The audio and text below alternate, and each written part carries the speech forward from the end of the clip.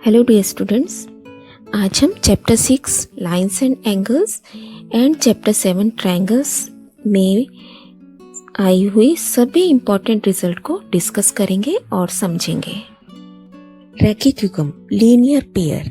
तो बेटा हमें पता है, हम देखिए अगर एक सीधी रेखा के एक ही तरफ के कोणों को देखा जाए तो ये कितने डिग्री के होते हैं, 180 डिग्री के। ऐसे ही अगर इस तरफ देखा जाए तो ये भी 180, और ये सारे मिलके क्या कहलाते हैं, रैखिक युग्म या linear pair. Second important theorem जो कि आपको लर्न भी करनी है, यदि दो रेखाएं परस्पर काटती हैं तो शीर्षाभिमुख कोण वर्टिकली अपोजिट एंगल्स इक्वल होते हैं। That means angle 1 is equal to angle 3 and angle 2 is equal to angle 4। तो बेटा रिजल्ट हम यूज करते हैं, देखिए कैसे प्रूव करेंगे इसे। अब देखिए इससे पहले हमने सीखा था कि ये रैखिक युग्म है।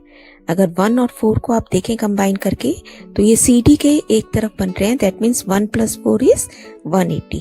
ऐसे AB के ऊपर अगर आप देखेंगे तो 1 + 2 इज 180, 1 + 2 इज 180। तो अगर इन दोनों को अब हम कंपैरिजन करेंगे तो 1 1 के इक्वल, 180 180 के equal, that means 2 is also equal to angle 4। और वही हमें प्रूव करना था कि एंगल 2 एंगल 4 के इक्वल है और एंगल 1 एंगल 3 के, जो कि हमें रिजल्ट अच्छे से आता है। थ्योरम आपको एज इट इज लर्न करनी है। नेक्स्ट देखिए समांतर रेखाएं, पैरेलल लाइंस, ऐसी रेखाएं बेटा जो कि आपस में कभी नहीं मिलती है और इनके बीच की दूरी हमेशा समान रहती है, समान अंतर पर होती है, आपस में कभी नहीं मिलती। जैसे ये रेखाएं आपको दिखाई दे रही हैं, ये मिल जाएंगी, ये समांतर नहीं है ना। Lines which are at equal distance. Next देखिए समांतर रेखाएं और तिर्यक छेदी रेखा द्वारा बने कोण।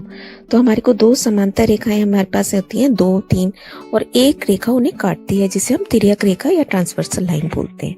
तो सबसे पहले जहां पे भी आपको समांतर रेखाएं मिलेंगी तो हम 3 चीजें एकदम हमारे माइंड में क्लिक होनी चाहिए।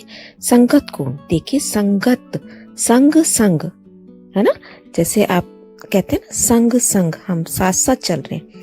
तो अगर ये कोण इस रेखा के ऊपर बन रहा है A, तो ऐसे ही दूसरी रेखा पर इस तरफ ऊपर कौन बन रहा है, P, है ना।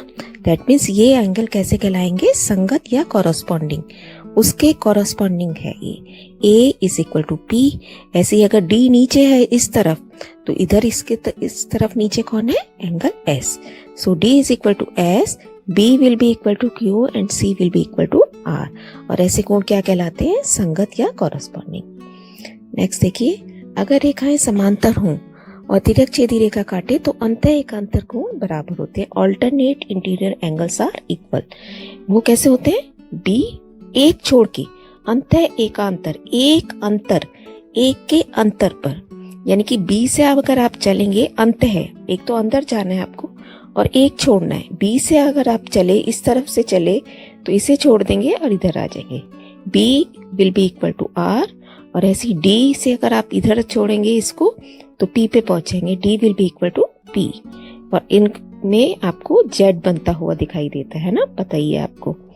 सो ये वाले कोण भी हमारे बराबर होते हैं। नेक्स्ट है अंतः कोण एक ही तरफ के संपूरक होते हैं, उनका टोटल 180 होता है। That means R + D is 180 and B + P is also 180। तो ये 3 चीजें आपको जहां पे भी पैरेलल लाइंस दिखे फौरन एकदम आपको चेक करनी है कि कहाँ ये रिजल्ट हमारे यूज हो सकते हैं। नेक्स्ट देखिए वेरी इंपॉर्टेंट थ्योरम जो आपको लर्न करनी है, एंगल सम प्रॉपर्टी। त्रिभुज की समान भुजाओं के सम्मुख कोण बराबर होते हैं। अगर 2 भुजाएं बराबर हों तो इनके सामने के कोण भी बराबर होंगे। दैट मीन्स हमें दिया है AB is equal to AC। तो AB के सामने कौन सा कोण है बेटा, AB के सामने C, जो इसमें नहीं आ रहा, C, और AC के सामने एंगल B जो इसमें नहीं आ रहा। दैट मीन्स हमें प्रूव करना है C is equal to B।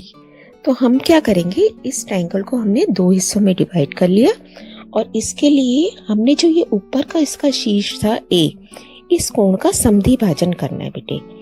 आपको ये ध्यान रखना है कि हम SAS थ्योरम या रूल अप्लाई करना चाहते हैं। देखिए ये तो साइड इक्वल दे रखी है, this side is equal to this side, AB is equal to AC दिया है और AD AD के कॉमन हो जाएगा, है ना। तो हमें 3 चीजें बराबर करनी होती हैं, तो रह गई एक तीसरी चीज। तो जब दो साइड के बीच का अगर हम एंगल भी इक्वल कर दें तो हमारा त्रिभुज कॉन्ग्रुएंट हो जाएंगे। तो उसके लिए ही हमने इस कोण का समद्वि भाजन किया है, जिससे कि कोण 1 बराबर कोण 2 हो गया, यानी कि ये कोण 2 बराबर हिस्सों में बट गया। यही तीनों बातें हम यहाँ लिख देंगे और ये अब हमारा कौन सा रूल लग जाएगा,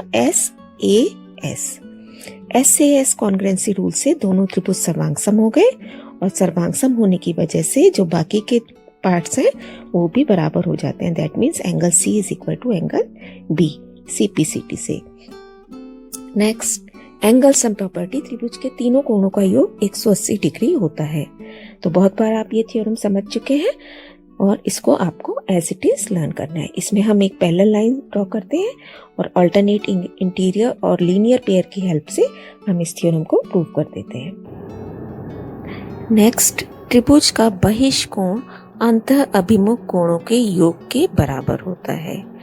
तो बेटा त्रिभुज का बहिष्कोण यानी कि एक्सटर्नल एंगल कौन सा कहलाता है, जो भी हम किसी त्रिभुज की एक भुजा को बढ़ाते हैं और उसके बाद जो एंगल हमें मिलता है वो ही त्रिभुज का बहिष्कोण कहलाता है। जैसे यहाँ पे BC भुजा को आगे तक बढ़ाया है हमने D तक और उसके बाद देख रहे हैं ना यहाँ एक एंगल बन रहा है, तो ये बहिष मतलब बाहर की तरफ बनने वाला कोण। ऐसे अगर मैं इसे यहाँ बढ़ा देती तो यहाँ पे भी मुझे एक बहिष्कोण मिल जाता, इसे बढ़ा देते तो यहाँ पे भी हमें एक बहिष्कोण मिलता। तो ये इस तरीके के एंगल जो बाहर की तरफ एक भुजा बढ़ाने से मिलते हैं वो त्रिभुज के बहिष्कोण या एक्सटर्नल एंगल कहलाते हैं। उसके बाद हम इसका क्या क्वालिटी सीखने जा रहे हैं कि ये जो टोटल है इसका ये एंगल अपने दो अंतः अभिमुख कोणों के योग के बराबर होगा। अंतः अभिमुख कौन से होते हैं बेटे, अंदर और सामने, मतलब साथ वाले को नहीं लेना है, इसके सामने जो अंदर बन रहे हैं, इसके सामने अंदर कौन कौन से हैं, ये वाला और ये वाला। तो ये वाला कोण एक्सटर्नल एंगल इन दोनों को मिला के जितना सम बन रहा है उसके बराबर होगा। तो मान लीजिए अगर ये एंगल